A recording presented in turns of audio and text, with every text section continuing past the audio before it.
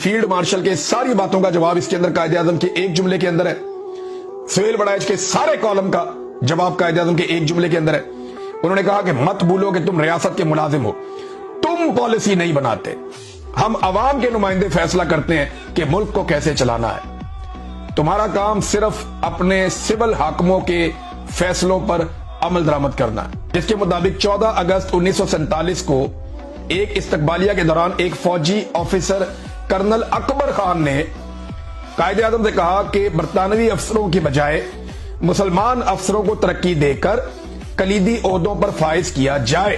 पहले दिन से ही काम चक दिया था इन्होंने। ये कर्नल अकबर खान ने मशवरा दिया कायदे आजम को। तो कायदे आजम ने इस ऑफिसर को मुखातिब होते हुए कहा कि मत भूलो कि तुम रियासत के मुलाजिम हो, तुम पॉलिसी नहीं बनाते, हम अवाम के नुमाइंदे फैसला करते हैं कि मुल्क को कैसे चलाना है। तुम्हारा काम सिर्फ अपने सिविल हाकिमों के फैसलों पर अमल करना है। कायदे आजम ने पाकिस्तान डिफेंस काउंसिल की मंजूरी दी, जिसका एक इजलास 5 सितंबर 1947 को हुआ।